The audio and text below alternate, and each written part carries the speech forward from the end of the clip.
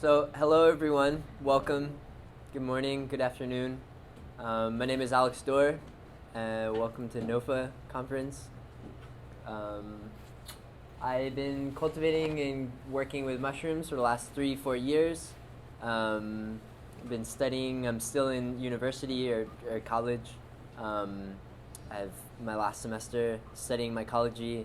I've been traveling all over the world and educating people and doing research and studying.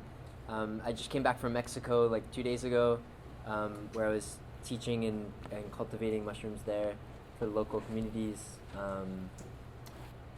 About 2-3 years ago, I did an internship with Aloha Medicinals and got my commercial spawn making certificate and working in the lab, the certificate for a clean room. Aloha Medicinals is the world's largest medicinal mushroom producer. If you're looking for any medicinal mushrooms, I would look them up. They're really awesome. Have a lot of great products for pets and humans as well. So if your dog has a sore hip, I would definitely look them up.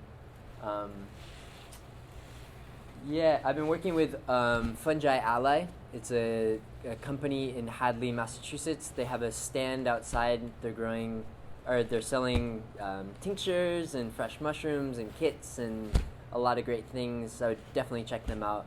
They're really awesome. Fungi Ally. The guy's name who's running the booth is Willie. He has a big beard and some long hair. You can't miss him. There's mushrooms all over the table. I think mushrooms are going to change the world. I think fungi is the key, and we don't know anything about it. And I think it's crucial for our development as a species, and we need to learn as much as we can about it and continue growing them and working with them and using them as a teacher and an ally in our lives. I think they're incredibly important, and I'm happy y'all are here. Why don't everyone turn to their neighbor, preferably someone you haven't met, and we'll start with 3 questions. And your name, what you have for breakfast, and your experience with mushrooms. And so we'll take a couple minutes and get to know everyone and talk about ourselves.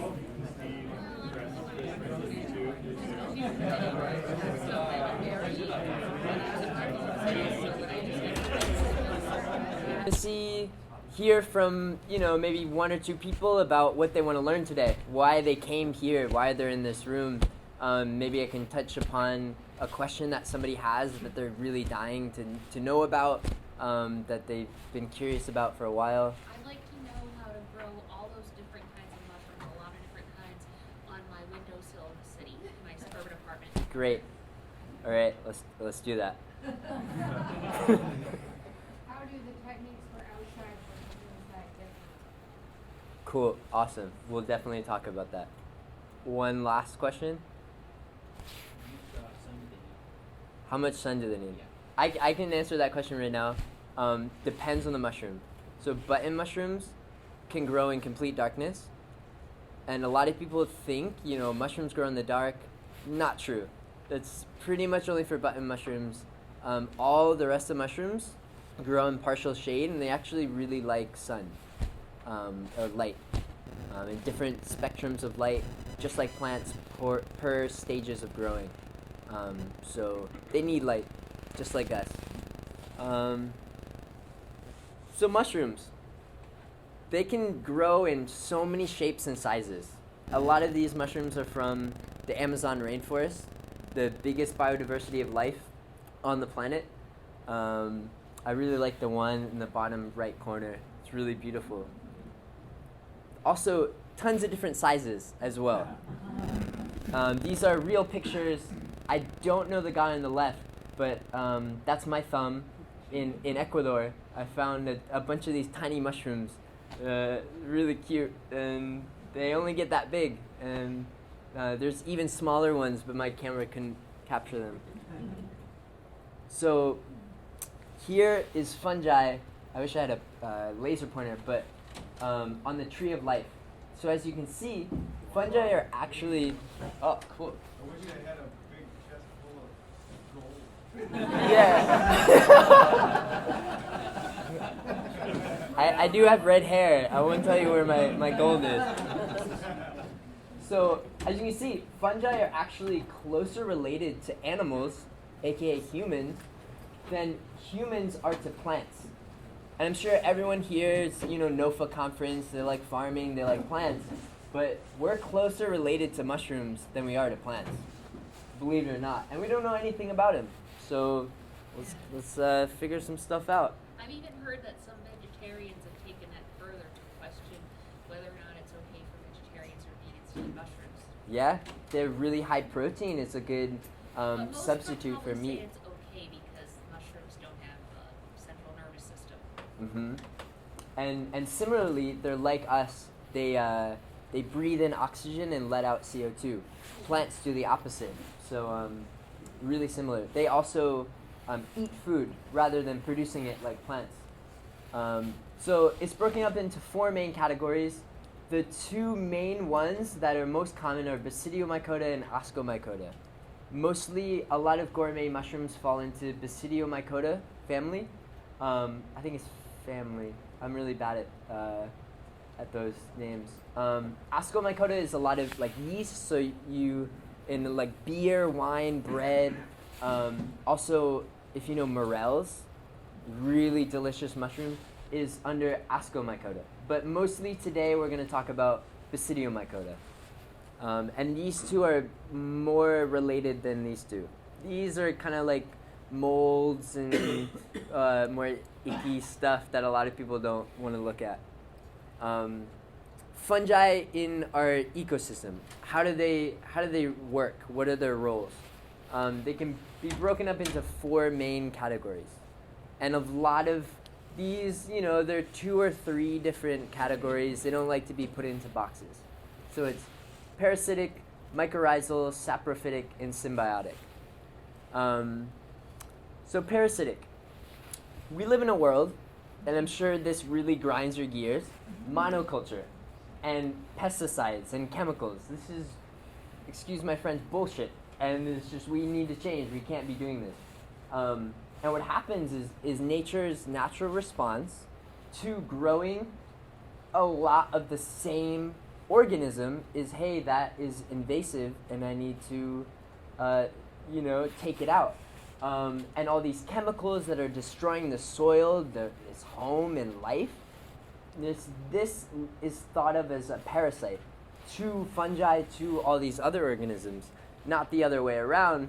So we look at powdery mildew and all these fungi that we're spraying the fungicides to get rid of, and we're thinking that's the parasite, but in reality, fungi is looking at us and it's like, well, you're killing everything. Like, I need to stop your monoculture and stop your what you're doing. So it's parasite is really interesting. It's all how you look at it.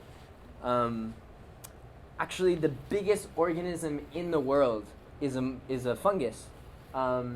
It's called the honey mushroom or Armorillia. It's spread across 2,200 acres in Oregon. There's also one in Washington, maybe in California, and it's thought of as parasitic because it's slowly killing off the trees. But my theory is that since we're destroying the soil so much and destroying our carbon, that it's trying to recreate carbon and break down this organic material so we don't have enough, so much climate change. It's trying to keep the carbon in the ground. Another parasite that maybe some people have heard of is called the cordyceps. And this is a really interesting fungi, which actually the spores infect insects and it brainwashes them and they become zombies. The next category is mycorrhizal. So we talked about parasites, now we're going to talk about mycorrhizal. 95% of plants have this mycorrhizal connection. One category of plants, brassicas, do not have this relationship, but they have something which most plants have is endophytic fungi actually inside the plant. And an example of an endophytic fungi is, I don't know if you know Paxil. This is the first billion-dollar cancer treatment drug. It was derived from an endophytic fungi, the same endophytic fungi that they found in Ecuador that can start to degrade plastic. So this is pretty awesome. Cures cancer, degrades plastic. And so mycorrhizal increase root surface and nutrient acquisition by up to 700 times. And they also connect trees and forests. And so if one tree is getting all the nutrients and they're getting a lot of sunlight, they can send nutrients to a tree that's in the shade, it's not doing so well, and just say, hey, like, here you go. Send some information on the mycelial internet and send them messages, say, like, if they're lonely over there, say hi, and give them a nice present. It also protects the plants from different diseases, parasites, etc., breaking down organic material, giving it to the plant, and the plant is photosynthesizing and making sugars and giving it back. So it is a symbiotic relationship. And some mycorrhizal produce mushrooms, and some do not. And some just stay this mycelial web. And so a lot of like morels, chanterelles, boletes, those are mycorrhizal mushrooms. And without their symbiotic relationship with trees or plants, they wouldn't fruit. And so what we're doing now is we're chopping down all the trees, and we're mining, and we're doing oil spills and chemicals, etc., and it's ruining the mycorrhizal relationships. It's destroying our soil, as everyone knows. And so we need to keep our soil healthy, to keep the mycorrhizal, the fungi healthy, to keep soil sequestered, to stop carbon or to stop climate change, and to keep our plants as healthy as possible. The third category is saprophytic. So saprophytic means eating dead things. They're responsible for degrading trees, plants that fall in the woods. If a tree falls in the forest and no one's around to hear it, fungi will eat it, for sure.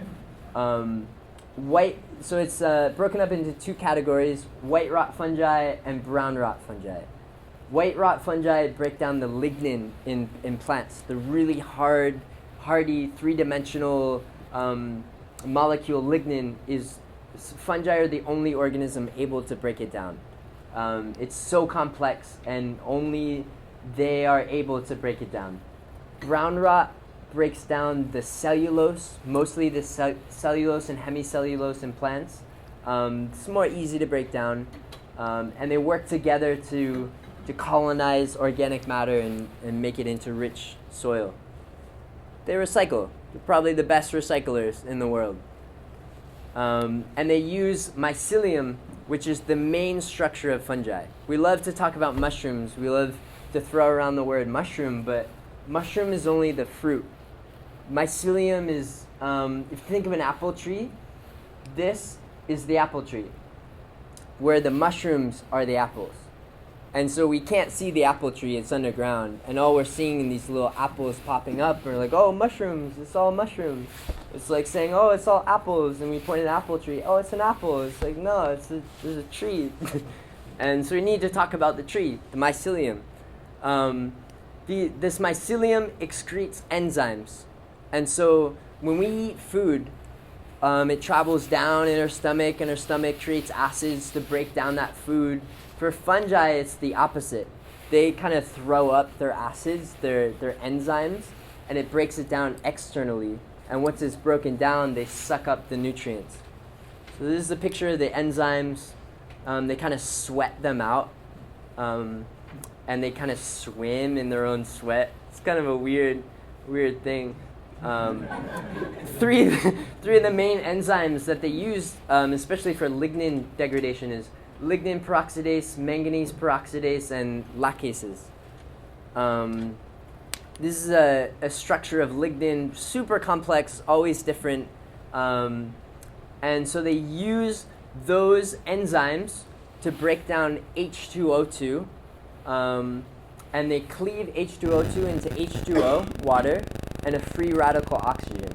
The free radical oxygen goes into the molecule and it bounces around and just steals electrons because of its pull, and that's how it breaks down lignin or cellulose or anything, because of that free radical mechanism. And this is a benzene ring, PAH, polycyclic aromatic hydrocarbon. We find a lot in oil. And so with that free radical mechanism that fungi uses to break down organic material, it can break down oil, chemicals, whatever, you name it, because it just has that free radical oxygen that bounces around and just breaks it apart. So we're using it in micro-remediation to clean up basically our junk, our waste.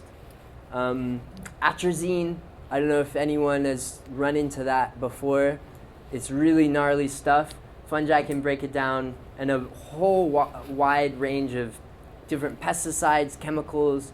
So if you're on a farm and it's an old site that has a bunch of old chemicals sprayed in the past, you can use fungi to clean your soil, and so you can grow plants in a really clean way. If you have a water system on your farm, say you have a bunch of cows, they're pooping in the water as E. coli, you can make a fungal filter to clean your water. Heavy metals, that's huge for vegetable growers. If your soil is contaminated with heavy metals and it goes in your vegetables, and you're giving toxic waste to people. So mycelium can hold it in their structure and kind of bind heavy metals. But at the same time, you don't want to eat mushrooms with heavy metals. So if you're growing mushrooms off a substrate that has heavy metals, you will be eating those as well. The last segment is symbiosis. So a lot of animals love mushrooms, especially squirrels for some weird reason. You can always see them around fall time, just like with their nuts and mushrooms. And chanterelles, they love to just like steal them. And it's symbiotic because this little guy is getting the food, and this little guy is spreading its spores. So win-win. These animals also love them. This guy I would love to say is my grandpa, but he's not. He's got a nice feast right there. And the same way, we go out and forage mushrooms, we spread the spores, as long as we don't over-harvest. And win-win. We get healthy, and they spread their spores. And it's almost like, with anything, a delicious apple, a delicious mango, whatever, like they want to be delicious so we can spread their seeds. So, I grow mushrooms, but I like to say they grow me so they can grow themselves, It's not, I feel like they cordycept me, I'm just doing their work. Another symbiotic relationships we see with insects that are not cordyceps. Some bees actually take a little mycelium and put it with their eggs of their bees. And when they hatch, they eat the mycelium, get a little medicinal remedy in the morning, and help fight against colony collapse. Termites use fungi in their gut to break down wood, to break down the lignin. Some other termites in West Africa make fungal gardens underground and actually grow edible mushrooms, and they eat them. These ants, called atta ants or leafcutter ants, take little bits of the leaf and munch it up and make little fungal gardens underground, and they grow their own mycelium and they eat it. And while I was in Ecuador, I actually studied these ants, and we found how much leaf litter was going into each nest every day, and the biomass of these leaves, and how much matter they were turning into fungi. And we found our biggest colony was bringing in a grand total of 1,500 pounds of leaves every year to turn into mushrooms. These little ants are just like farmers. This is awesome. And also human farmers. We like to grow mushrooms too. And they're great, and we're just like bigger leafcutter ants. So what's the story of fungi? How'd they come onto Earth? A lot of people say they came from a meteor. Viable spores have been found on the nose of spaceships, re-entering the atmosphere. So if they can survive that, they can survive on a meteor coming. So in the beginning of life, mushrooms came, that's the theory, and they created a symbiotic relationship with cyanobacteria, or algae, and what we know as lichen, 2,200 million years ago. They were the first organism on Earth, and their role was to break down rock. The fungi just mineralized the rock and made soil, and the photosynthesizing organism, cyanobacteria or algae, got nutrients from the sun, and they worked together. The fungi creating 95% of the organism, and the cyanobacteria, the algae, 5%. The fungi was kind of the castle. They kept everything safe, and they gave the sugars to the fungi broke down the rock, gave the minerals, kind of like the mycorrhizal. So these are prototaxides. These are actually lichen, prehistoric lichen. And this is an archaeologist finding the first one, and he was kind of blown away. He's like, what is this huge fossil thing? First thought it was a rock, and then they cut it open, and they saw these rings, and they're like, oh, it's a tree. And then they did DNA analysis, and they're like, no, it's a lichen. And it's 24 feet tall, 3 feet across. And it's interesting because it started forming these rings, and then later on, it started forming these branches, and then ferns have spores. That's prehistoric plants, and what we see as trees now, which developed from the lichen relationship that we see millions and millions of years ago. And now it's mostly the plant protecting. If you think of bark from a tree, before it was the mushroom on the outside and the photosynthesizing on the inside, and now we have the plant on the outside, the photosynthesizing, and the fungi on the inside. And pretty soon we get what we know as mycorrhizal connections and actual mushrooms popping off instead of this lichen connection. Pretty soon, primates, our ancestors came and found some mushrooms and a mycorrhizal connection. And some of these mushrooms were actually psychedelic or psychotropic. This is a theory by Tennis McKenna. And with these experiences, we didn't know how to express them to our fellow primates, so we had to develop language, and we had to evolve really quickly. And this is a theory in Food of the Gods by Terence McKenna. It's an interesting book. He puts this theory pretty eloquently, gives a lot of facts, and kind of brings it across time. As you can see, these have been found mushroom statues, cave paintings all across the world, and they're thousands, millions of years old, and it's like humans have been praying to mushrooms, like it's a god, like it's really sacred, and honoring it as almost part of their religion. Why? Why are they so sacred? Why is this connection? Why is it everywhere in the world? What's so special about it? This is the oldest human ever found intact. Otzi the Iceman, found in the Swiss Alps. And he was found with two mushrooms, birch polypore and tinderconch, Fomes fomentarius and Piptoporus betulinus. You can find them everywhere around here on birch trees. The birch polypore is using, because he had intestinal parasites. This is a really good medicinal mushroom to clean your intestines. And he's using the tinderconch to carry around embers of his fire. It's really cold. It was also found with tattoos on his meridian points, because he had a form of arthritis. So I don't know if you know moxa. It's you use heat a form of heat on meridian points to bring chi or blood to help pain. So he was using the mushroom with the ember in it to heal his arthritis. So as we were talking about before, Amanita muscaria, it's used a lot in Siberia. It still is today. The word shaman, it comes from Siberia, from the relationship with these elders and this mushroom. We also get the story of Santa Claus from this relationship. You look at the color of these mushrooms, red and white. You look at Santa Claus, red and white.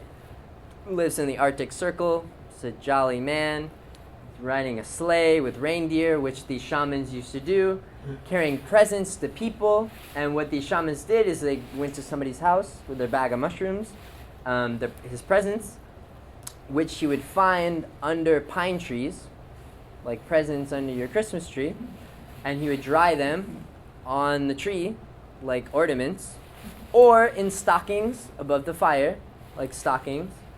And he would come to your house, and you wouldn't pay him money, or her money. You would leave out food and milk.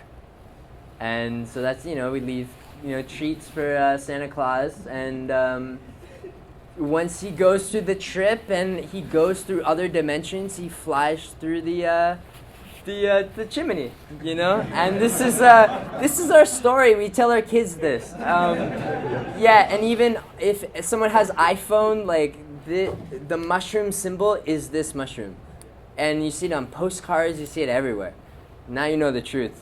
We see it in paintings. This is lingji, reishi, a really great medicinal mushroom. We have it around here, Ganoderma suge. It's on hemlock trees, really great medicine. We have kombucha, miso soup. We have beer, wine, bread. It's all fungi. It's all yeast, believe it or not. And the grosser stuff, mold and bread and fruit, athlete's foot, blue cheese if you're into that. It's some people, mostly kids, think it smells gross. As you get older, I guess your palate develops. LSD is actually derived from a fungus, believe it or not, from the ergot fungus. And now we're getting back into that relationship with psychedelic mushrooms. I don't know if anyone's read articles recently. They're doing studies on cancer patients, and they found that it relieves depression and anxiety in cancer patients. So there's a lot of new research coming out. This is brain scans of connectivities and neurons. This is without psilocybin. This is with. So it's just like a mycorrhizal connection with plants is connecting your thoughts in your brain. Penicillin, it's derived from a fungus. Same with Taxol that we were talking about before. Great medicines. I hope no one has ever tried penicillin, but it's pretty powerful. This is Trad Cotter. He runs a company, Mushroom Mountain, in North Carolina. And he's doing work on making this super antibiotic. So say someone has tuberculosis and they cough on a mycelial block. In the same way we were talking about before, they produce enzymes to break down whatever's in front of us, or in front of them. So if someone has tuberculosis, the fungus will produce enzymes to break that down, and we can suck up those enzymes and give it back to the patient. And we can put those enzymes in lollipops and like lozenges, and it's patient-specific antibiotics that we can just make in a day and have a vending machine and just cough up our gunk and put it in the vending machine, and then we get a lollipop and we're good. It's pretty crazy. The fungus that I was talking about that made Taxol, this is a project is breaking down really low-grade plastic. This is a project that I'm working on, breaking down cigarette butts. And I actually got the fruit off the cigarette butts. And so I chopped these mushrooms off and sent them to the lab and realized that it's really, really toxic. And if you ate them, you would die. And so, don't grow mushrooms on cigarette butts. It's like this. I don't think anyone would, but Yeah, it's not worth it. There's one research paper actually from like the 70s that I looked up, and they got fungus to grow in cigarette butts, like oyster mushroom mycelium, and at the end of the paper, the last 4 pages is all like how to set up a business about it and like in third world countries and grow up and make profit. And I'm like, no, like, so I just got this data a couple weeks ago, so hopefully I can write my own paper and like message those people and tell them not to say that. Is it true that there are some that will break down hazardous nuclear waste to non-hazardous levels of radioactivity? So one of them, actually, a really good one is psilocybin mushrooms. Really good at breaking down radioactive waste, internally and externally. Yeah, I don't know much about radioactivity. I try to stay away from it, but yeah. There is some that you ingest anyway, so that's interesting. Mm-hmm. Oh, I wanted to ask, I know that currently if you're on psychiatric drugs, there could possibly be a dangerous interaction with hallucinogens like mushrooms and stuff, but in the future would doctors be able to discover, how, to be able to safely interact or how to possibly use the mushrooms instead of the psych meds? Like, I'm playing it safe right now, it's just that my family has a history of chronic depression and anxiety, Yeah. so I am on psych meds for that, but I'm wondering if, would it take curing anxiety and depression to be able to, for me to be able, even be able to do hallucinogenic mushrooms? I'm not a doctor, and I don't want to recommend No. a use of psychedelic mushrooms Yeah. because they are illegal. I know.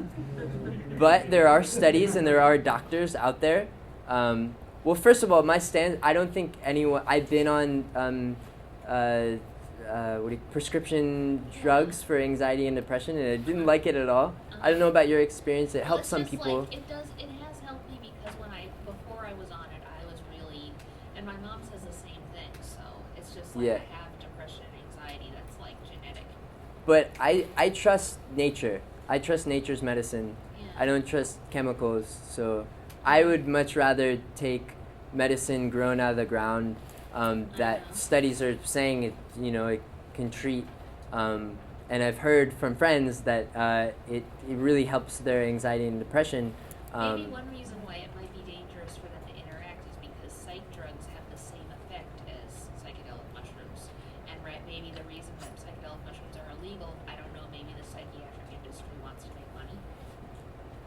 I agree. Yeah. And I could talk like hours about that, but for sake of time, maybe after we could talk about it. Okay, cool. So kind of related to this and the bioremediation. So if you're getting like heavy metals or any sort of toxins out of it, after you grow those mushrooms, obviously you're not going to eat them. Yeah. So what do you do with those mushrooms? Because even if you composted them, would that still be in your compost for a while? Right. So you can use mycorrhizal, and so the mycorrhizal can bind the heavy metals and stop it from getting into the plant. You can also use plants, which are hyperaccumulators. And in the same way, you can grow a tree that's a hyperaccumulator, throw any mushrooms or any plants in around that tree, so the tree hyperaccumulates it, as long as it's not like a fruit or nut tree or something. Or just harvest everything and send it to like a toxic waste dump, which is probably the best. There are like incinerators and stuff where they actually can harvest the heavy metals. So like on old gold mining places, they're using plants to hyperaccumulate the minor like micro pieces of gold, and they send it all to an incinerator, and they get all this nanoparticles of gold, and they smelt it down into bricks, and it's $1 billion industry in Brazil, and like it's pretty cool. But if there's a toxic waste facility around, it's not the best. Unfortunately, you can't degrade heavy metals. They just keep traveling around. So if you can just put it in one spot and just make it not move. A bog is a great way to keep it there for hundreds of years, and there's some chemicals to like make it immobile so it doesn't move. Worm castings. Some people use worms, and it just like hyperaccumulates in worms, and like I don't like that method, but I say a toxic waste dump would be the best. So other things that we're doing, I don't know if you've seen the TED Talk with the death suit, mushroom death suit. Anyway, yeah, it's pretty cool. We can train mushrooms to like degrade our body. So when we die, we just put on this suit and we just become soil. It's pretty cool. Some people are really attached to having a cemetery and like a gravestone to visit. But with almost 9 billion people on this planet, you don't have enough room. You need that soil to grow food to feed us. At least that's my opinion. But and we're also building building materials out of agricultural waste and mycelium, so we can use hemp stalk, which is awesome, and mycelium to bind it all together and make insulation for housing. We can make boards. We can make styrofoam alternatives. So it's really awesome. Those will break down. Those will break down. Yeah. Let's talk about the mushroom life cycle. So start with spores. It's like seeds for growing. And each one of these spores has half the genetic material able to make a mushroom. So they need two to come together to make a mushroom. So once they spread out, they're shot out of the mushroom. They land on a spot, and if it's a suitable environment, they germinate and start expanding. I can't remember if it's meiosis or mitosis. Having a brain fart, but they expand through. Meiosis is with half the genetic material. Meiosis? Is with half, Yeah. Mitosis is So it's meiosis, thank you. And they create hyphae, which is the single cellular branching material. And in this stage, all they're really doing is looking for a mate. They're dating right now, and they're seeing if they can find a match. And with us, to make a baby, we have 2 mating types to make a baby. For some mushrooms, there's 32,000 mating types. For example, Schizophyllum commune has over 32,000. So it's a lot, and they can evolve really quickly. It's a lot of time in the dating world. Maybe not. Once they find their mate, they create this mycelium, which is they can branch out even more. And this is like the apple tree that we were talking about before, the main organism of fungus. And their role is to just venture out and spread out as long as possible and just degrade organic material, keep feeding themselves, and keep growing. They would love to keep this stage forever and never produce mushrooms. Like if they could choose never to grow mushrooms, they would, because they would love to just keep being mycelium, keep being what they want. They only produce mushrooms when they run out of food or when they run into a competitor and they're like, oh, I gotta like preserve my DNA, so I gotta shoot my information somewhere else so I can keep living. So this is like a mushroom block that has run out of food in the block. So it's like, oh, I'm gonna produce these really beautiful mushrooms and have people eat them and get really psyched about them so they keep growing and spread my spores everywhere through these gills. Mushrooms come in all shapes and sizes. Some have gills, some have tubes, some have pores. This is like, some have rings, vulvas. So if you're looking for mushrooms, these are like some features to look at if you're cultivating some mushrooms. More so outdoors, because some competitors may come in. You want to know what you're growing. You want to know what you're looking at. Kind of remind me of a spaceship or a space station. And each of these spores are little spaceships. So if we think of a mushroom as a space station, and we think of all these spores as spaceships just shooting out, what they're doing is just looking for new planets to colonize, which, SpaceX with Elon Musk, we're looking to colonize Mars because we're messing up this planet so much. We're doing the same thing. we're running out of resources. Once they find a planet, they'll colonize it, a log or whatever. And similar to the story of fungi with the asteroid, maybe fungi were on a different planet and ran out of food and came to ours. Or not ours, but this planet. Who knows?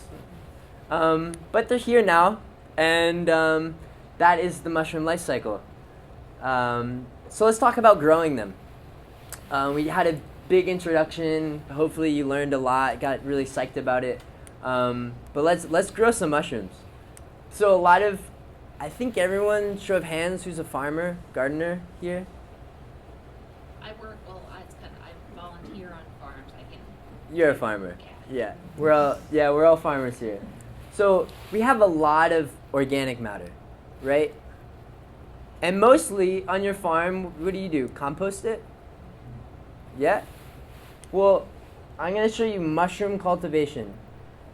This is the beautiful middleman, middle woman, middle organism that can transform this organic waste into gourmet mushrooms, food, medicinal mushrooms, medicine, a means to break down toxic waste, building materials, etc., and then compost it, and then create soil. So in the meantime, let's stop just going straight to composting. Let's grow all this great food, medicine, building materials. Let's clean up this waste in the meantime, and then let's create soil. And the soil that you create from mushroom waste is much more rich than what you start with, because you're growing another organism on it. You're growing mycelium.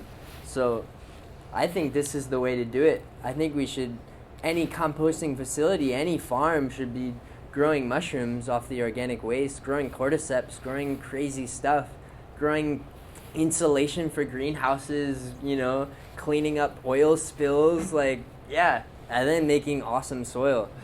What do fungi need? They need water, a lot of it. They're 90% of it. Not too much, or else they'll drown. Because the third thing they need is to breathe. Just like us, they need oxygen. If you use 100% water, they will drown.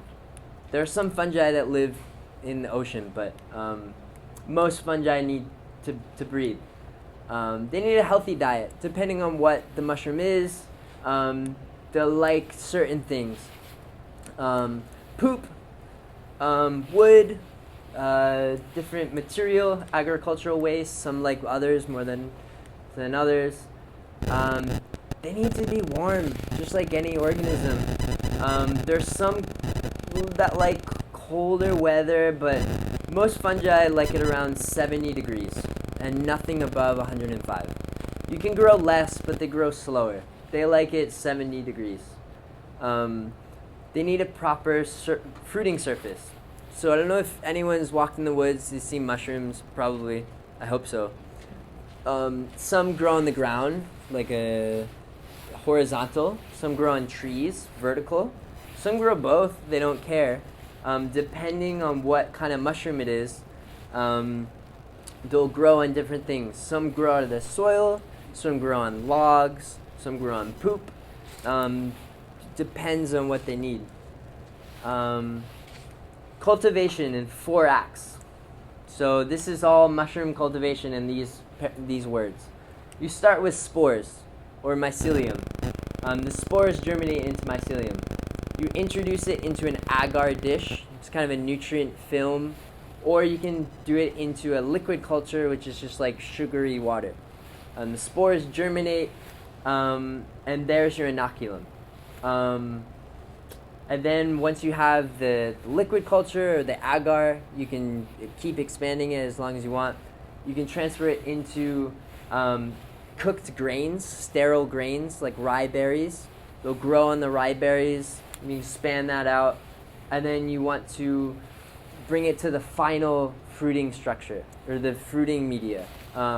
Mostly sawdust, coffee grounds, straw, whatever. Once it colonizes off that, runs out of food, ready to fruit. Final step is fruiting it. Depending on the mushroom, depending on the substrate, it can fruit for years, it can fruit for a couple weeks, some months, and after it fruits, then use whatever the mushrooms you want to do it with, and then you can compost it or do some other stuff. Alex, any tricks from going from the grain to sawdust? Like, it's easy to keep them going on the grain, but then transferring the grain mycelium to the sawdust. Glad you asked. We're going there now. So you want to be really clean in mushroom cultivation. There gets to a step where you don't have to be that clean, but they're really vigorous. They can eat oil, like they can pack a punch. But less competition the better. We want them to be as vigorous as possible. So less contamination, less obstacles in their way. We want them just to keep running straight. This is a glove box, so it's basically a tub you can get it anywhere, and you put some gloves in there with some holes, or just holes in here, and you stick your arms in there, spray a bunch of alcohol, and that's where you can work. Here's a laminar flow hood, which is sucking clean or dirty air through here and passing it through a filter, a HEPA filter. That is filtering 99.997% of air particles at 0.02 microns thick, just really tiny. And that's a clean area that you can work. This is an industrial flow hood. It costs a little more money, but if you're in like a university or something, they'll probably have one. These are agar dishes. And this is my friend. He's culturing oyster mushrooms on an agar dish. These are pressure cookers. If you're rocking old school and you used to cook with one of these, you can use it to clean, sterilize your media. I would definitely want to invest in one of these. They're a lot of fun. This is like my baby. Yeah, I love it so much. I always kind of keep it running. If there's anything in there. Mostly for mushroom cultivation, it's like 15 psi for 90 minutes. Most things run at that, and that keeps it super clean. It works by creating steam. These are electric, so you can plug it in. More expensive. The ones I have, you just put it on their stove, totally fine. And this sterilizes whatever's in here. This is a liquid culture, or a spore syringe. Two different things. One has spores in it. One, the spores just grew into mycelium. They're in a syringe, so it's super sketchy. And people look at you and you're like, are those drugs? And you're like, no, I'm growing mushrooms. And but if you don't care, or they come in syringes. It's just like the easiest way. You can stick your syringe in here, which is just sugary water, and here's a filter, which they release CO2. The CO2 comes out, and the oxygen comes in, and the mycelium grows in here, and you can suck up as many syringes as you want. You can also work with agar, which is just like a nutrient broth that hardens into this like rubbery jello, whatever, that you can pour into these dishes and seal with this tape, and you can put either you can get like a petri dish offline or from a friend and transfer some of that petri dish into more petri dishes. You take a mushroom, say from a grocery store, like a local grower, and put it on the petri dish. Or you can take that liquid culture, a spore syringe that you got offline, and do it on more agar. So this is a fully colonized agar dish. So basically what we're doing is we're just creating platforms, like a red carpet, for the mycelium to just keep walking. And once they stop, like some mushrooms will fruit off the agar, little baby mushrooms, and we don't want that. We just want to keep rolling the red carpet so they keep walking, give them more surface area to run in. Next step is grain that we talked about. So you can take rye berries, you put them in a big pot, you wash them first, bring it to a boil for 20 minutes until they're all nice and puffy, and then you turn off your stove, you let it rest for 20 minutes, and then you bring it outside and you shake it, put it on a nice surface so it kind of dries a little bit, until you can put your hand on it and just a few grains or stick to your hand. You put it in these mason jars or any jars. You poke a hole in the metal lid and you stuff it with polyfill. Just a small hole. Polyfill is like in pillows or stuffed animals. And then you can put it in your pressure cooker, 15 psi, 90 minutes. And you have sterile grains. And from here, you can work in the lab to transfer your agar or your liquid culture, whatever, to your grains, and the mycelium will start to grow. Once it's fully colonized, you can go from there or transfer some more grain jars, so you can have infinite grain jars. That's a lot. For a beginner just coming to mushroom growing, wouldn't advise doing that. I love it because it's working in the lab, it's a lot of fun. But for you, you can just order this offline or from somebody. I would recommend doing that. But if you want to know how to do it, that's the way. And there's more information out there. I think it's awesome and a lot of fun. And then I think eventually, everyone should do it. Because it's a lot of fun working in the lab and doing all this stuff. But if you just want to grow mushrooms, you can buy this grain spawn in bags or whatever offline. It's cheap. And, probably everyone's running a farm or, have work and stuff to do. So, you don't have time to work in the lab with agar and all this stuff. It's a lot of information anyways. And you'll probably mess up a lot. So just buy it. Yeah, it's really easy. So this is the bulk substrate. So you transfer some of those grains in. You're asking how to go from the grains to the bulk. You can sterilize your bulk media, which we'll talk about in a minute. And you, in your flow hood, or your glove box, or whatever, a clean space, you can take your grains into your bulk media. And sometimes, if you want to do logs outside, they sell this, so it's like sawdust with mycelium, and you just stuff it into a log. And you don't have to be sterile at all, you just stuff it in, close it with wax, whatever. Or Stropharia mushroom, which everyone should grow. There's another talk about outside mushroom cultivation. But I think everyone should do logs in Stropharia. Garden Giant, King Stropharia, all the same name. Super easy to do, and super vigorous. You don't have to be that clean. Just throw mycelium on wood chips, stuff it in a log, and it'll produce a lot of mushrooms for years. It's really easy. This is more complicated, but the fruits are, I think, more interesting. So sterilize this media in here, and then put your inoculum in the final fruiting substrate, whether it be sawdust, a mixture of sawdust, usually supplemented with a lot more food and nutrients. You wait for the mycelium to colonize this whole bag. The battery is done charging. It's ready to fruit. And like we talked about, it ran out of food. So what does it want to do? If you're on a planet that ran out of all the resources, you would want to build a spaceship and get the hell out of there. If you ran out of seeds and your soil was perfect, done, you couldn't grow any food, you just want to colonize Mars with Elon Musk and do some crazy stuff. So it'll start to pin. Little baby mushrooms are called pinning. And then they'll grow into beautiful mushrooms. This is a pink oyster. This is a yellow oyster.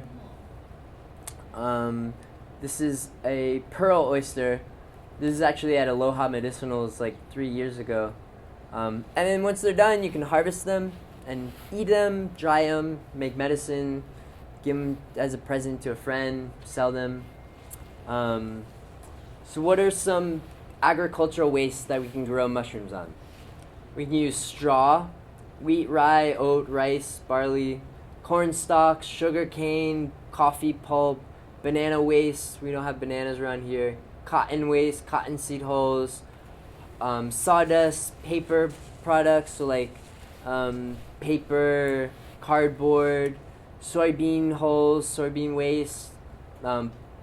It goes on and on. You can pretty much grow mushrooms on anything, as long as it has the right carbon to nitrogen ratio, the right pH, and it's clean. Have you ever used spent grain from a brewery? I have not, but a lot of people have. They say it's pretty difficult. You have to get it really, really fresh. I was doing it with coffee grounds, but you just gotta get it really fresh, and then it's good because it's free, but it's not enough to run a business off of it.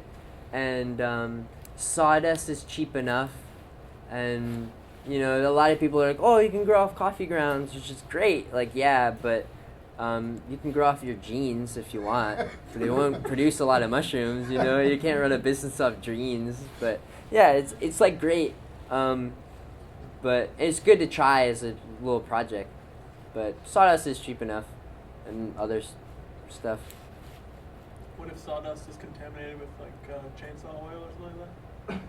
Then you can sterilize it, and as long as the chainsaw oil doesn't have heavy metals, the mycelium will break it down.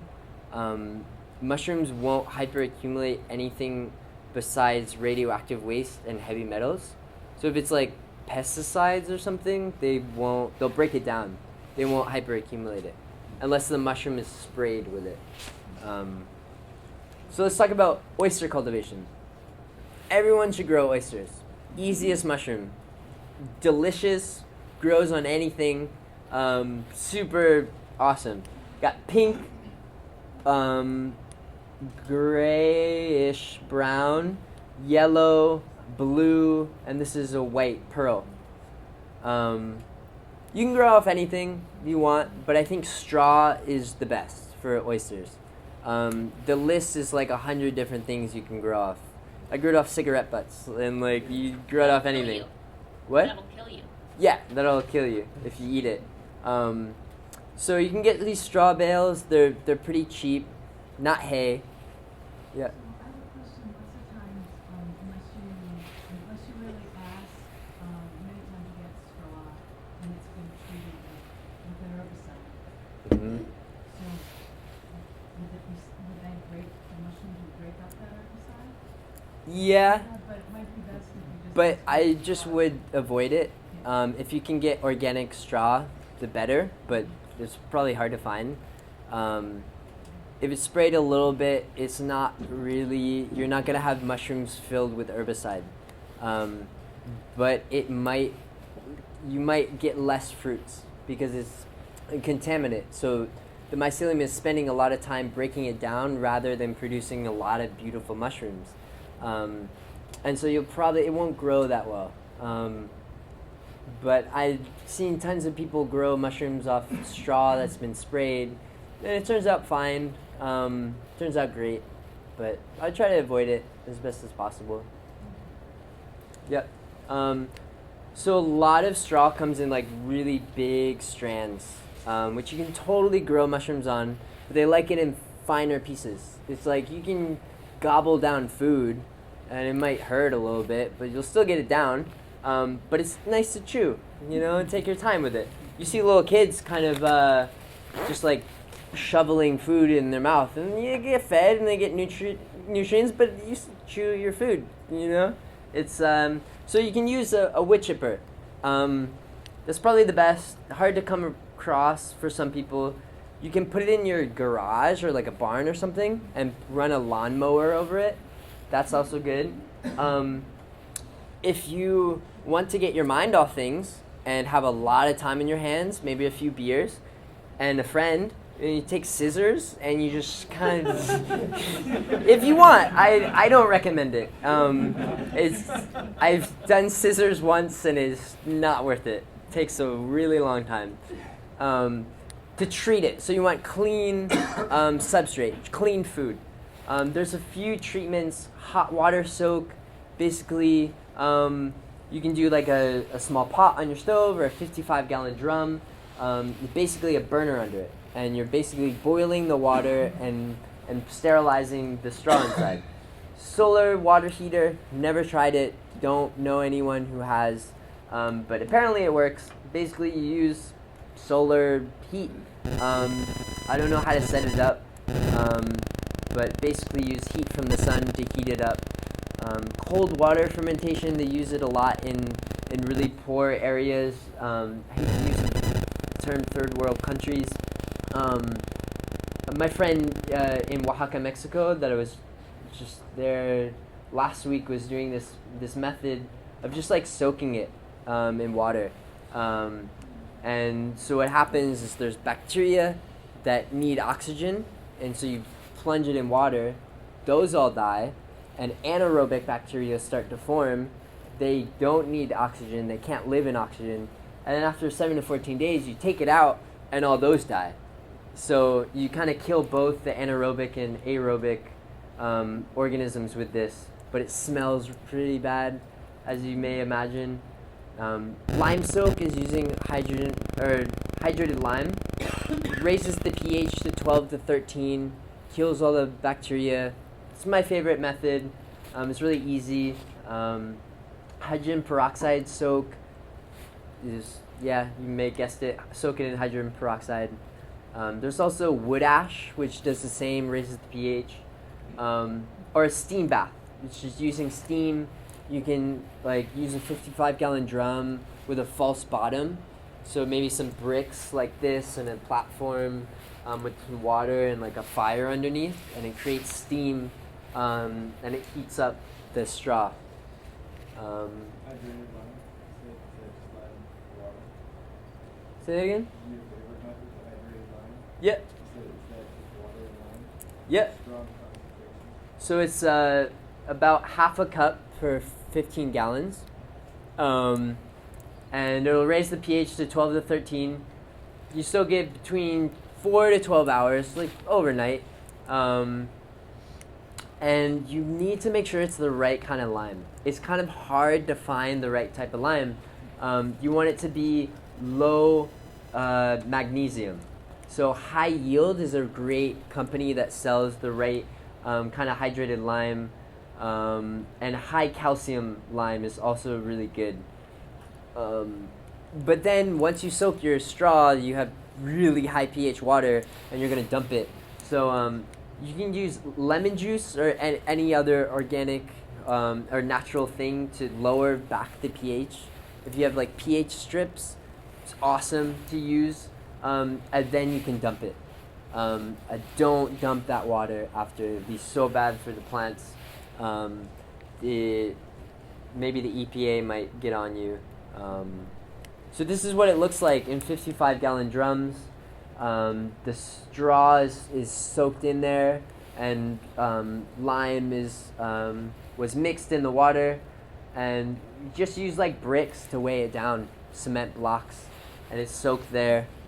If you can't find the lime, just soak it without the lime for 7 to 14 days. Super easy. You don't need like a fire going or like propane using fuel, or just let it soak either with lime or not. This is 4 to 12 hours. Without lime is 7 to 12 days. As you can see, you can grow them pretty much on any substrate. Off shirts. This is a kid from UMass. Off tennis shoes, jeans, off a mason jar. 5-gallon buckets that used to have pickles in them, laundry basket, bags, logs, so you wouldn't use straw, but and these little plastic crates. My favorite is a bag. Really easy. You can use like old milk bottles or crate, pretty much anything to hold the straw and mycelium, but they sell special bags. You can buy like plastic tubing in huge rolls and cut it. You can just like grocery bags, whatever you want, really. So you take your mycelium, which is here, growing on grain or sawdust, and you take your straw that just came out and you let it drain on like a table. It's not like super wet, and you pack it in there, and you put a little mycelium, and you pack it, little mycelium, pack it like a lasagna, and you want to really pack it down tight. You tie off the top, put some holes in the side, about 6 inches, in like a diamond pattern, around the sides, just little holes. You let the mycelium grow for about 3 weeks to a month, and then once it's fully colonized, it's ready to fruit. So there's different ways, like different fruiting environments. You put it on your kitchen counter. You could put like a humidity bag over it, or you can just mist it. Go around 2 times a day, a little mist. It's enough. If you have a lot of them, a lot of bags or something, you just put like a plastic tarp over it. It's really great. Say mist under the plastic tarp, give it a little airflow. You're ready to go. These are like little, I don't know if you've seen them, little like nursery 5 level greenhouses. These are like, a lot of beginner growers use these. They're really awesome. This is how I started. This is like my first grow room. And you can make them bigger. So say you have a lot of space, you can just put make this wooden structure, put plastic sheeting, make sure you have a fan in there. You can hand water it like with a hose or a mister backpack sprayer, or like a whole humidity system. You can have like this whole kind of, what do you call it? Like kind of a green hoop house. And you have a whole line of them. This is in California. Or you can use a shipping container, like the one outside. What is the company? The Freight Farm. Yeah. Same thing with mushrooms. And I think I messaged Freight Farm and I said they should grow mushrooms on one side and hydroponics on the other, cycle oxygen and CO2. I think that would be a great idea. And similarly, you can, like I was saying, you can grow algae. So this is spirulina. I don't know if anyone's tried it. It's really good for you. And mushrooms. So this is the same kid who's growing Cordyceps William that I was talking about before. He was growing spirulina and mushrooms in the same place, and they're cycling CO2 and oxygen. This is some shiitake that I was growing last year, right next to some plants, some high humidity ferns, cycling oxygen and CO2, and it looks beautiful. They're friends. So let's talk about shiitake. Yeah. Once a bag starts fruiting, is it no longer good as spawn? I wouldn't use it because it's open to other bacteria, and then once you use it as spawn, higher contamination rate. The water you use to soak your straw, can you use it? To soak more straw? Yeah. If you have lime in it, then and you don't want to pour the lime out, Yeah. can you use it with the water? Some people use it like 1 or 2 more times, but for whatever reason, they just dump it. Because more bacteria start to form in there. And I mean, I wouldn't think so because it's so high pH, but it gets dirty because you're soaking like semi-dirty straw in there. So it gets like a dark, murky color and just like kind of looks and smells a little weird. So I would just dump it and start over. It's cheap enough, but Is that level of pH, is it 12 enough to damage your skin, or would you need to, is it hazardous to skin and all of that? might get a little like itchy and stuff. Use gloves. Also, when working on that table, when putting the spawn in the bag, I would spray your arms with alcohol and maybe wear clean clothes. I've done it pretty dirty, but more clean the better. Maybe gloves if you want, if you don't want your skin to touch like 13 pH water and lime. But yeah.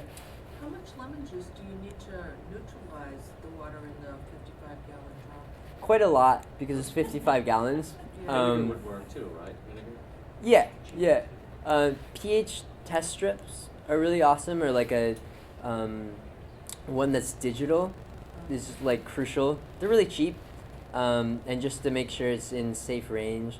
Also, when adding the lime, you want to use that pH strip tester to make sure it's 12, 13, to make sure it's in sterile range or pasteurized range.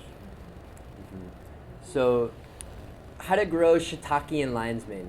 Great gourmet mushrooms. I don't know if anyone's had them. Really awesome. Also highly medicinal as well. So great food and both great medicines. This is really great, really famous for lowering cholesterol. They both boost your immune system, or it's an immunomodulator. So if you have allergies, aka your immune system is too high, then it lowers it. And if you get sick, your immune system is too low, it boosts it back up. With lion's mane, Hericium erinaceus, it's really good for the brain. So dementia, Alzheimer's, it makes connections in the brain. It tastes like lobster or crab. It's really good.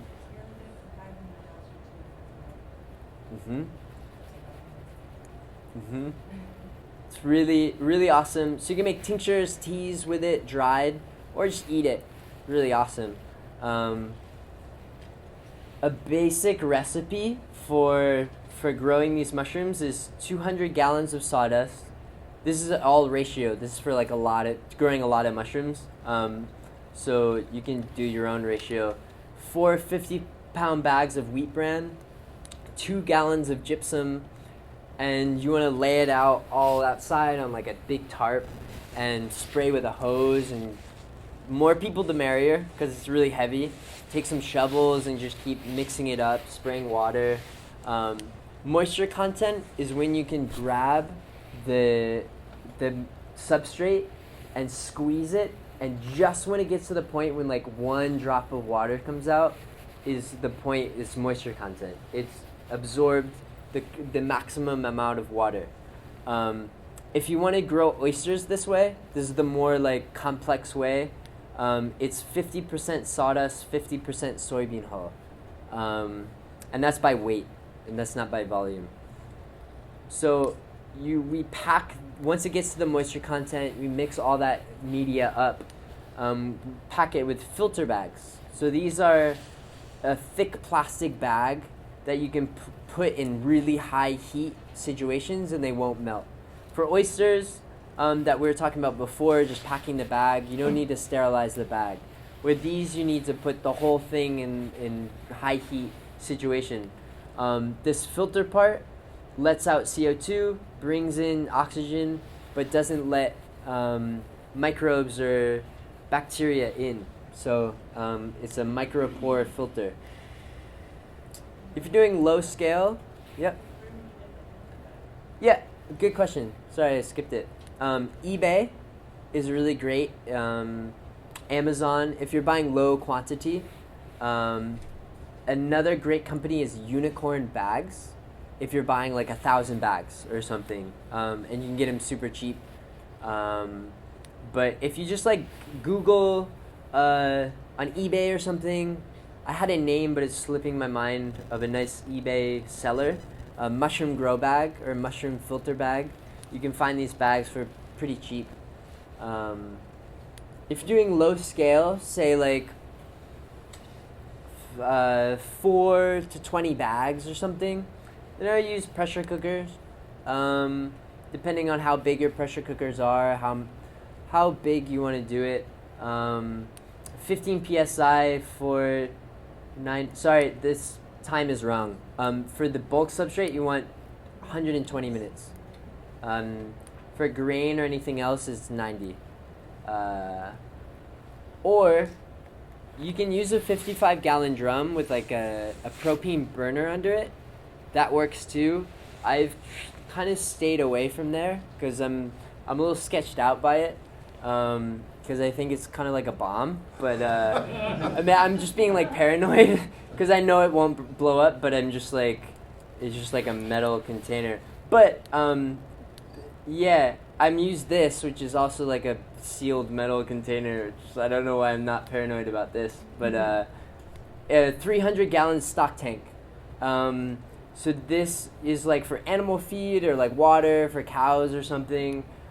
This metal lid was custom made by like a metal smith. Got the dimensions and he cut it. And basically it has this nozzle right here where you can fit a sauna steamer, and you can fit 175 5-pound bags. A lot. This is like commercial basis if you want to pump out mushrooms. So this is the sauna steamer that hooks up. With the breather strips in any particular, like, it'll get in there. It'll get in there. Yep. And they're packed tight. So this is a 9-kilowatt sauna steamer, and the bags are folded. So it's packed and then it's folded in. So like stuff doesn't fall out, it doesn't get in. It's a 9-kilowatt sauna steamer, and it's hooked up to that the tub. Run for 16 hours at 212 degrees Fahrenheit, and for 24 hours. So it takes time to get up to that temperature and takes time to cool down. Let it rest for another 24 hours. Let it cool down. And then this is the lab room, which this is an industrial laminar flow hood, clean space. There's also clean air pumping in, so it creates positive pressure to push dirty air under the cracks in the doors. So it's more air pressure in the room, so it pushes out dirty air out. So the bags are transferred under this another clean space. And this is the spawn, as you can see, the mycelium. And so what we do is you take a bag and put a little bit of the inoculum, the mycelium, in each bag, and we use this impulse sealer. So the top of the bag has a hole in it where you put your mycelium, and then it heat seals it. So it's perfectly sealed. The only amount of flow is from the filter patch, and it doesn't allow any bacteria to come in, only lets off CO2, brings in oxygen. So the mycelium will start to grow, and depending on the mushroom, about a month later, it'll be fully colonized. These are shiitake. They take a bit more. They take a few months to get to this stage. And you can see these tiny bubbles. And you see how it's kind of like wavy. It's called popcorning. And when you see it starting to popcorn or bubble, and you see it starting to brown, so it'll first go all white, and then it'll create this brown on the outside. That means it's ready to fruit. So with shiitake, you cut it completely out of the bag, and it's a solid brick. And you want to soak it underwater overnight, like 4 to 16 hours. Never more than 24, or the mycelium will drown. They need to breathe, and over 24 hours, they just get really weak, maybe die. So make sure never to soak. This goes for logs too. Never soak it over 24 hours. So you want to like weigh it down. You can do it in a 55-gallon drum. Kind of put some cement blocks under or on top. Take it out and keep misting it. Put it in your grow room or even on your like kitchen counter and mist it. And you'll start to see little pins coming out, little balls popping out, and they'll break the surface of the block and produce these mushrooms. And harvest time is when the cap breaks apart from the stem and it still has a little curl, like the curl of your ear. You don't want to let it go till it's completely flat because it'll produce spores everywhere. You want that little curl. That's the trick. For lion's mane, it's a lot easier. You don't have to soak it. That's what I like. I'm not the big fan of growing shiitake indoors because it's a lot of work. You gotta soak it and then re-soak it, and it takes a lot longer to grow. It's easier on logs, much easier, but you can grow all year round and have demand for shiitake all year round, and shiitakes are great. For lion's mane, once it's fully colonized, you make tiny X's in the bag, say 1 on each side, or 2, 3 X's, really small, and they will start to grow out of the bags. And you keep misting it. To harvest it, all these little tendricles, once it starts growing, it's all facing outward. And then once it's starting to mature, they'll start to drip down. And that's when you know it's ready to harvest.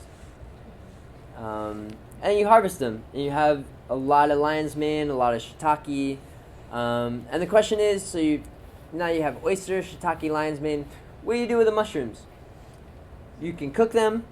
You can have a big potluck. Invite all your friends. Be like, I grew these mushrooms, and eat them. Have a nice date with yourself, or invite someone over. You can sell them. You can in your farmer's market, whatever, to friends. Give them away as presents. Clone them. So say you got a nice mushroom. You want to clone them. Work in the lab, and you didn't do that part first. You just bought your spawn offline, and you're like, oh, I want to get in the lab now. You can work and clone them, get a spore print, or get a tissue culture, put it on agar, watch it grow, become a mad scientist. You can pickle them. Pickled mushrooms are awesome, by the way. Definitely recommend pickling mushrooms. Dry them, and once you dry them, you can make medicine, tinctures, tea, infusions, or just save them all winter. So you're growing a lot in the summer, dry all your mushrooms, save for stocks and stuff for the winter. Really hardy. You can prop them up, you can paint them, you can paint on them, you can do whatever you want with them. Jewelry with them. I know a lot of people like turkey tail is a nice medicinal mushroom around here. They make like earrings and necklaces and stuff. It looks pretty cool. And I forgot to say, once they start fruiting, the lion's mane can fruit like 5 times. So you harvest it, you let it wait for a couple weeks, and it'll start fruiting again. After you harvest the shiitake, you let it rest for 2 weeks, and then you soak it again. And then you take it out, and it keeps going. You'll probably get 3 flushes off that. Lion's mane also flushes a lot more, so I'm a big fan of lion's mane. So after it fruits and it's all done, what do you do with the blocks? So after you transform that organic material, your agricultural waste, into mushrooms for medicine, food, whatever, what do you do with the spent blocks? You can feed it to worms in vermiculture, get nice worm castings, whatever. Fish if you're doing aquaponics. Compost it and get that soil again. Seed sprouting media, mulch in the garden. If you have human manure toilets, they're awesome to put in there. Biochar, water filtration if you have E. coli in your water. Soil remediation, biogas. You can even let it sit outside, and a blue-green mold will start forming on the blocks, and it's trichoderma, and it's really awesome for plants, for seed starting and little sprouts. So if you take a cutting of a plant, you can dip it in the trichoderma, and you can and put it in your ground, and it makes cuttings grow a lot better. It's really awesome. Build a wall. Totally do that if you want. And you can also put it outside, and it will totally fruit again. Shiitake's more than lion's mane. Just like put it under like an evergreen tree in shade, and it'll fruit again. So that's what you do. Thank you for everyone coming. Much love. May the spores be with you. I hope everyone learned a lot today. So I want to open it up for questions. If you have anything more you want to know or any comments. Special considerations for water other than chlorine. Say it again. Special considerations for like misting. Yeah. Nobody's chlorine, filter that out. But Yeah. you can add like real hard water or anything like that. Would that make a difference? Totally. The best is spring water for anything. But yeah, make sure it's not too. I've sprayed with chlorine and it hasn't made too much of a difference. But the better the water, the better anything you're growing is, including your body.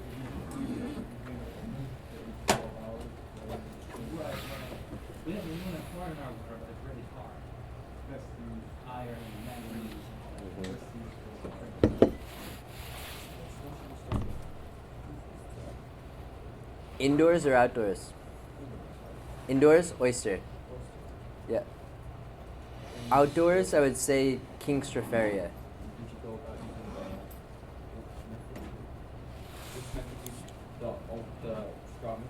The straw with oysters with the lime soak. Super easy.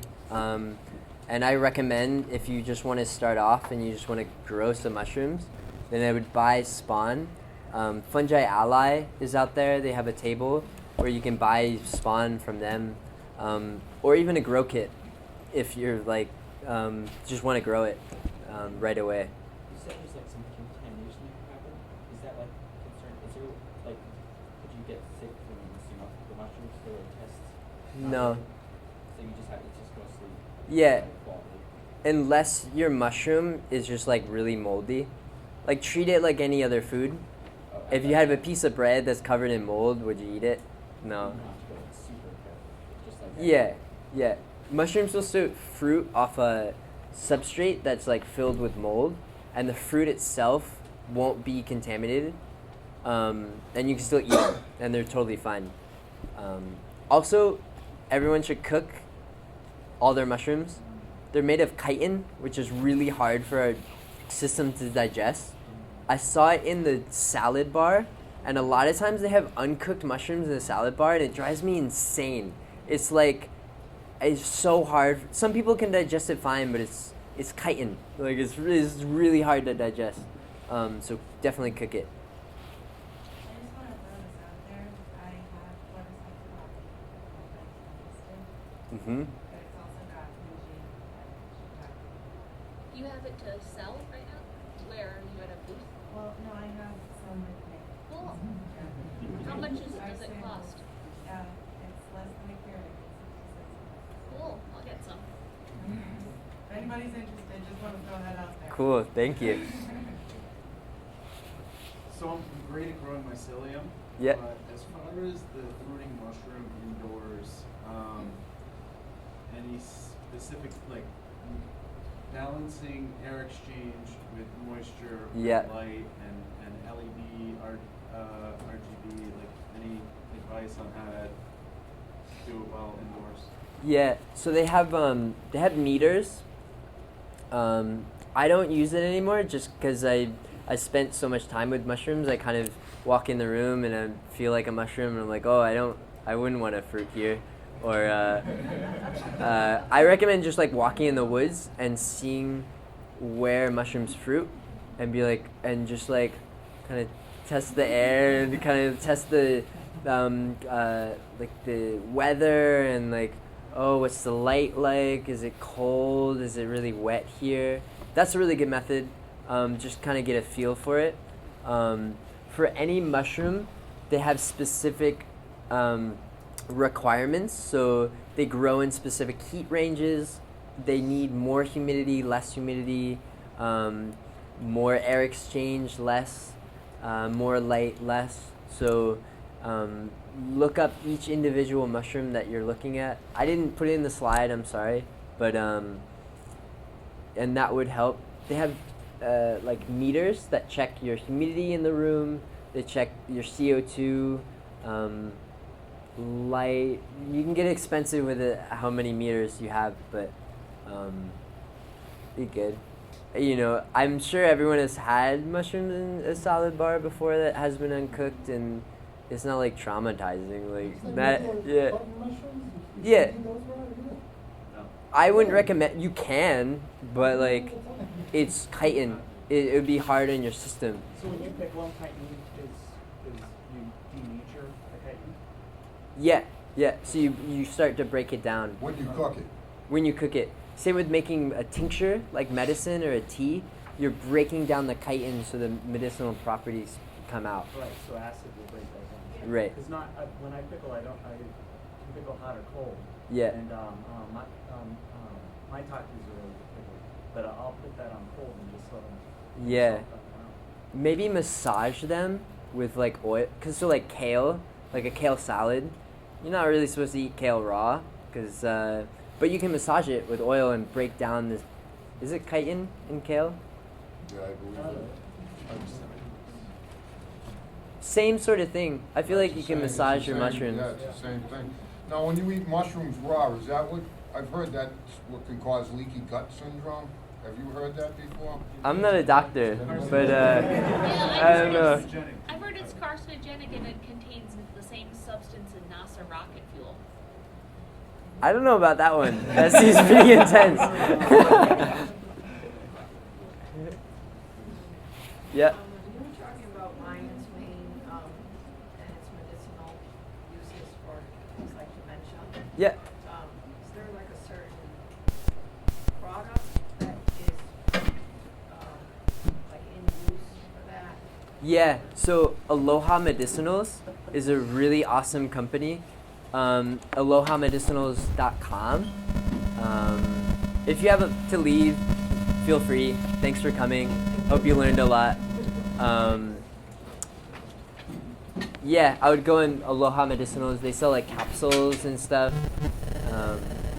Also, if anyone wants my email or something, I totally write it down. Yeah, Or like, email. cool. Thank you for that.